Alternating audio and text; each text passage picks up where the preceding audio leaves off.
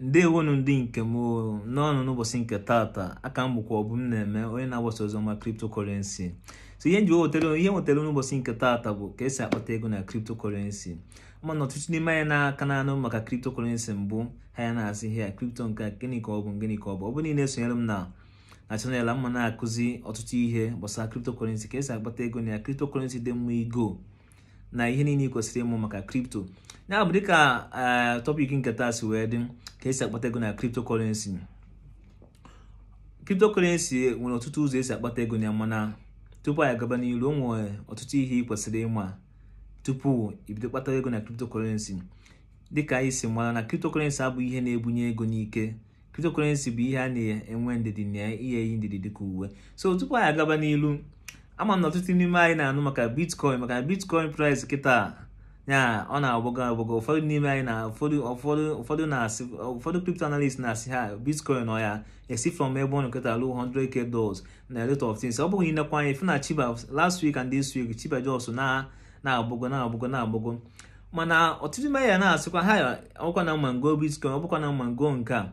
Mana ajụ na-ajụ kịta bụ other cryptocurrency adịgobeghị ka ihe na-eme maka ha, maka na cryptocurrency ọbụla dị mma otu ụbọchị ọ ya agbagolili. Ya bụ dịka Tatcoin na other cryptocurrency ndị ọzọ, kedu ihe ị na-eme maka ya?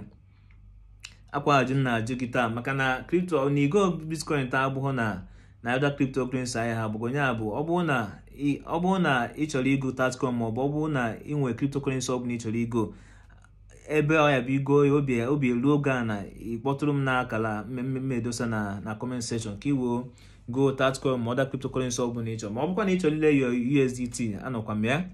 Ya bụ dịka ịga n'ilu, cryptocurrency abụghị ihe na-enye ego ọsịsọ. Cryptocurrency bụ ihe a na-enwelu ndidi. Cryptocurrency abụghị ihe ya bụ ihe ifta anyị just baka onye ị na-edide ịmụ ịghọta ka o si aga, maka na ebe ọ bụla ị ga-etinye ego gị ị ga-enwerịrị idea ka ya bụ ihe si aga.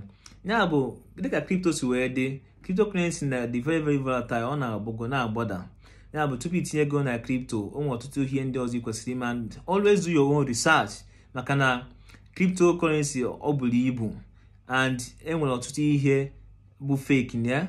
So ya bụ tupu itinye ego gị gba mbọ fụ n'ime your own research. But ị na-esonyela anyị ebe a, anyị ma na-agba mbọ otu nwere ike ịfụ na nna akọwa ọdụ ọbụla usoro mma na-akọ, mana nkọwachakwa ihe niile mma akọwa efe ime ihe ọbụla ị ga-eme. Do your own research, mee nyocha nke aka ka iji wee fụ na ị na-etinye ego ebe dị mma.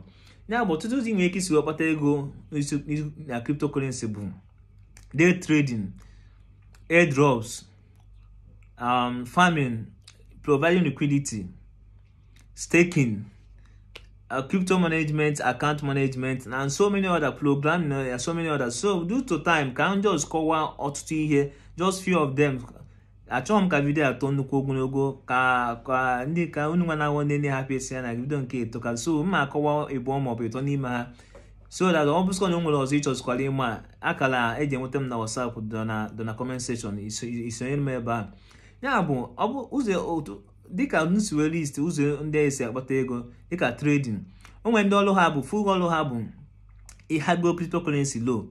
O nwere ike ha go cryptocurrency a nọ 10 naira, ọ bụrụ na ha go 8 naira from ndị mmadụ, ha elesie ndị mmadụ 12 naira. Ihe abụ ọrụ ha na-enweta ego na ya. Ụzọ ọzọ esi akpata na trading dị ụzọ na-abụ, ya bụ nke a kwukọta bụ ofu ụzọ.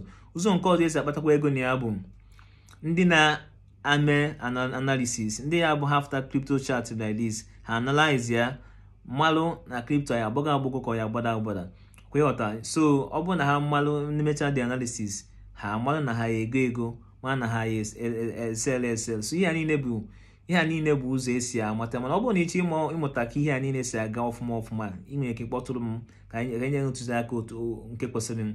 Ya bụ na mana tupu ibido mere this chart analysis, ị ama technical and fundamental analysis, so that ike iwe mmalụ na crypto otu o si wee dịkịta na ya agbago ka ya agbada.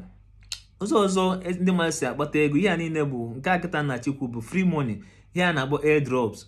Airdrops bụ ụzọ new crypto project si agbasa ozi eme ka mba ụwa mmadụ na ha abatago. Ya bụ instead of ịga kwụwa ndị mmadụ ụgwọ mee marketing, ka ha si eme ya bụ ihe bụ o nwere ike ha eme airdrops after saying enye some tags iye eme ya nwere ka si follow ha na Twitter, follow ha na Telegram, na so many other things enwe ike igwa mbe. Ọ bụ na imechi ya eme ofuma, nwere ka enye certain amount of their crypto for free. Ihe niile a na-egwa before ha ebido list bịa na some trading platforms. Ihe niile bụ airdrop. So ihe a bụ ụzọ ha si agbasa ozi. So after ihe a mgbasa ozi ha na-eme ọ bụ na agwaghị maka ya ime igwe onye ọzọ maka na ọyịgo ya achọ ka o nweta that free airdrop. So mana ihe a niile nwere fake nwee real. So nke ọ niile eme gba mbọ n'ime your research before isonye ebe na nke ọbụla. Mana ọ bụkwa na ịchọ ịmụta dịka nsi ekwu anyị nwere ụzọ esi akụziri ndị mmadụ ihe a niile ka ya hapụ ime mistake ya. So ụzọ ọzọ esi agbatakwa ego na crypto bụ staking. Staking bụ n'ọnọdụ ka fixed deposit. Ya bụ ọ bụ na igo crypto and ị naghị akwado withdraw that crypto echi maọbụ nwanne echi. So ihe iyi eme bụ stake that crypto. Ị na-stake that crypto, ị na-enye aka ịfụ na crypto ahụ na-aga ọfụma. Ya ọ bụ na ị stake ya ha enwe access to it till oge na-enwe ike stake for a month, 2 months or a year depending. So you have access to that crypto till oge ahụ ị stake agafecha. So oge ahụ ị stake agafecha enyeghị a certain amount depending on the platform in a stake in ya. Ya bụ na mma akwụsịrị ebe a maka na ọ bụ na nkwulu na-aga ifu na video anyị ha kwụsịta. Mana nke bụ na ọtụtụ ụzọ esi agbata ego na crypto bụ ezigbo ibu. Ihe iyi eme bụ ọ bụ na esonyere anya nka ya na-akọwa na-atapịla ya na asụsụ anyị ya na-aghọta obere ka anyị wee na-aghọta malụ ụzọ anyị esi wee na-agbata ego, malụkwa ụzọ anyị esi wee mee ka hapụ iri ego anyị, maka na ụmụ ọtụtụ ndị ọrụ ha bụ na dis crypto space bụ iri ndị mmadụ. Ya bụ ọ bụ na isi na-esonyela anyị ya na-agba mbọ na-amụta ihe a niile ka o si aga. Ya biko ọ bụrụ na ị ka na-esonyela anyị ọfụ, biko gba mbọ na like this video, then click na the notification button ka ọgọ na drop video ka ị na-enweta. Then ọ bụkwa na subscribe ba to my channel, biko ana m ayọ biko doliko subscribe to my channel. Gwa ndị ọyị gị niile ka subscribe to my channel. Na ọ bụkwa na ihe na-eme dị gị mma aka m bụkwa ọ bụ nne m onye na-agbasa ozi ọzọ ma crypto. Ka m fụgo oge ọzọ, daalụ.